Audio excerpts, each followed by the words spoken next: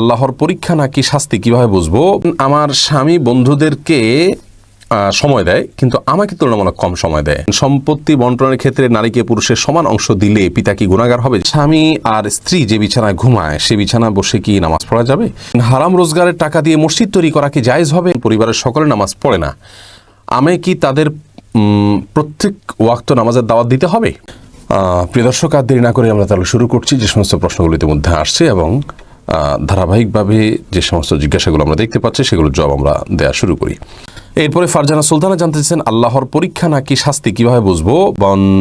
ফারজানা, এটা বোঝার কোনো উপায় নেই। নবী থাকলে তিনি বলতে পারতেন যে পার্টিকুলার কোনো বিপদ, কোনো মুসিবত এটা আল্লাহর পক্ষ থেকে আযাব হিসাবে আসছে। আমরা কিন্তু এটাকে আপনার ট্যাগ লাগাতে পারি না এটা আযাব, কারণ আমরা জানি না কোনটা আল্লাহ তাআলা পরীক্ষার জন্য দিচ্ছেন, কোনটা আযাবের জন্য দিচ্ছেন। এই জন্য একজন মুসলিমের জীবনে কোনো বিপদ আসলে সেটি একাধারে পরীক্ষা হতে পারে, আল্লাহ তাআলা দেখতে চাচ্ছেন। আর সবগুলোই পরীক্ষা, এতে কোনো সন্দেহ নেই, কিন্তু আযাব কিনা, আমার কোনো অপরাধের শাস্তি কিনা সেটা আমরা নিশ্চিত নই। অনেক সময় বিপদ দিয়ে আল্লাহ তাআলা আমাদেরকে আরও ভালো দিতে চান, কল্যাণ দিতে চান, সওয়াব দিতে চান। বিধায় কোনো বিপদ হলেই সেটাকে আযাব হিসাবে আমরা ট্যাগ লাগাতে পারি না। তবে হ্যাঁ, আযাব হিসাবে সেটাকে আমরা ট্রিট করে নিজেকে আমরা সংশোধনের পথে অগ্রসর হতে পারি, নিজেকে আমরা আত্মসংশোধন করতে পারি এবং নিজেকে বোঝাতে পারি যে আমার কোনো পাপের কারণে এটি হয়ে থাকতে পারে, তো তওবা করে ইস্তেগফার করে আল্লাহর দিকে অগ্রসর হওয়ার চেষ্টা করা উচিত। কিন্তু নির্দিষ্ট করে অন্য কেউ আরেকজনের বিপদ আপদ দেখে সেটাকে আযাব বলে ট্রিট করা বা আপনার ট্যাগ লাগানো এটা উচিত নয়। এটা নবীরা শুধু বলতে পারেন, আল্লাহ তাআলা ওহীর মাধ্যমে। জোবাইদা খানম জানতে চেয়েছেন, আমার স্বামী বন্ধুদেরকে সময় দেয়, কিন্তু আমাকে তুলনামূলক কম সময় দেয়। জোবাইদা খানম, আপনার স্বামী যদি আমাদেরকে শুনে থাকেন, আমরা বিনয়ের সঙ্গে তাকে আরজ করতে চাই, এটি অত্যন্ত জঘন্য এবং গর্হিত কাজ। কোনো বন্ধু বান্ধবকে সময় দেওয়ার জন্য কোরআন হাদিসের কোনো নির্দেশনা নেই। আপনার স্ত্রীকে সময় দেওয়ার জন্য নির্দেশনা আপনাকে দেওয়া হয়েছে। রাসূল আকরাম সাল্লাল্লাহু আলাইহি ওয়াসাল্লাম তার স্ত্রী আমাদের আয়েশা রাদিয়াল্লাহু আনহা সহ অন্য স্ত্রীদেরকে প্রচুর পরিমাণে সময় দিতেন এবং অবসর সময়টা তাদের সাথে কাটাতেন, তাদের বিনোদনের দিকে খেয়াল করতেন। বিধায় স্বামীর উচিত স্ত্রীকে সময় দেওয়া, পরিবারকে সময় দেওয়া। আজকাল বন্ধুবান্ধবদের সাথে আমরা অনেকেই, শুধুমাত্র স্বামী নন, অনেক সন্তানও আছেন যে বন্ধুবান্ধবদের মাঝে এত বেশি মজে থাকেন যে তার নিজের মা বাবা বা নিজের পরিবারের একান্ত যারা আছেন, যাদের প্রতি তার কর্তব্য রয়েছে, তাদেরকে তার ধারে কাছেও সময় দেন না। এটি অত্যন্ত গর্হিত একটি কাজ।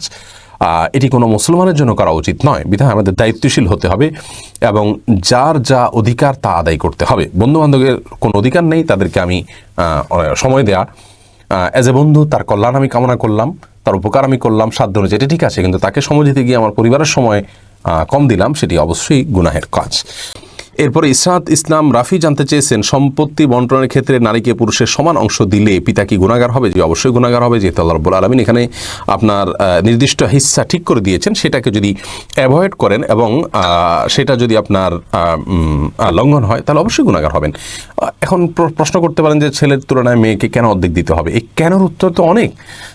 সবচেয়ে বড় কথা হলো, ছেলেকে সমস্ত ব্যয়ভার গ্রহণের দায়িত্ব আল্লাহ রাব্বুল আলামিন দিয়েছেন, কোরআন হাদিস দিয়েছে, ইসলাম দিয়েছে।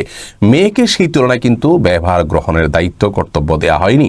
তাকে যেটুকু দেওয়া হচ্ছে তার সবটুকু তার সেফটির জন্য, তার হাত খরচের জন্য, তার নিজের খরচ নিজের উপরে আবশ্যক করা হয়নি। অন্যের দায়ভার তো পরের কথা, কিন্তু ছেলের নিজের এবং অন্যের সকলের খরচ খরচার দায়ভার তার উপরে বর্তানো হয়েছে। অতএব আল্লাহর বিধানকে লঙ্ঘন করলে সেটি গুনাহের কারণ হবে। আল্লাহ রাব্বুল আলামিন স্পষ্টভাবে কোরআনে কারিমে বলেছেন যে লা তাদরুনা আইয়ুহুম আকরাবু লাকুম নাফআ, তোমাদের সন্তান সন্ততি আত্মীয় স্বজনের ভিতরে কে কতটা উপকার আসবে তোমরা নিজেরা জানো না। অতএব আল্লাহ তাআলা যাকে যে হারে দিতে বলেছেন তোমরা সেই হারে দিয়ে যাও। এরপরে এস এ আলামিন জানতে চেয়েছেন, স্বামী আর স্ত্রী যে বিছানায় ঘুমায় সে বিছানা বসে কি নামাজ পড়া যাবে? সে বিছানার পরে নামাজ পড়া যাবে না, কথাটা কতটা সঠিক? দেখুন, স্বামী স্ত্রী যে বিছানায় ঘুমান সে বিছানা যদি কোনো নাপাক নির্দিষ্ট কোনো জায়গায় লেগে থাকে তাহলে অন্য পাশ দিয়ে নামাজ পড়া যাবে। আপনি জানেন যে এই জায়গায় নাপাক লেগেছে। আর যদি কোনো জায়গায় নাপাক লেগেছে বলে আপনার জানা নেই, নিছক সন্দেহের কারণে সে বিছানায় নামাজ পড়া যাবে না, এমন কোনো কথা নেই।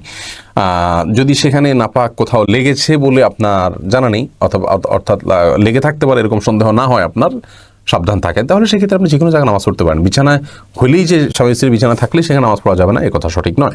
বিষয়টা নির্ভর করে নাপাক আছে কি না সেটার উপরে। নাপাক আছে জানলে সেখানে নামাজ পড়বেন না, বা নাপাক আছে এটার প্রবল ধারণা থাকলে নির্দিষ্ট জায়গায় সেটাও নামাজ পড়বেন না। আজ বলেন যে নাপাক অনেক জায়গায় লেগেছে, কোন কোন জায়গায় লেগেছে জানি না, এরকম সন্দেহ হলে সেক্ষেত্রেও নামাজ পড়বেন না। আর যদি নির্দিষ্ট এক জায়গায় নাপাক লেগেছে বা তার আশেপাশে একটা এরিয়াতে নাপাক লেগেছে বলে মনে হয়, তাহলে অন্য পাশ দিয়ে আপনি নামাজ পড়তে পারেন, কোনো অসুবিধা নেই। ভাই আতাউর রহমান আপনি জানতে চেয়েছেন হারাম রোজগারের টাকা দিয়ে মসজিদ তৈরি করা কি জায়েজ হবে? না ভাই, ইন্নাল্লাহা তাইয়্যিবুন ওয়া লা ইয়াকবালু ইল্লা তাইয়্যিবা। নবী সাল্লাল্লাহু আলাইহি ওয়াসাল্লাম বলেছেন আল্লাহ তাআলা পবিত্র, পবিত্র ছাড়া কোনো কিছু আল্লাহ তাআলা গ্রহণ করেন না। বিধায় আল্লাহর রাহে যদি আমরা কেউ দান করি তাহলে সেটা যদি পবিত্র না হয় আল্লাহ তাআলা সেটাকে গ্রহণ করবেন না।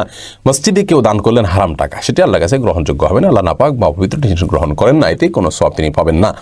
আফরিন সুলতানা জান্নাত জানতে চেয়েছেন পরিবারের সকলে নামাজ পড়ে না, আমি কি তাদের প্রত্যেক ওয়াক্ত নামাজের দাওয়াত দিতে হবে?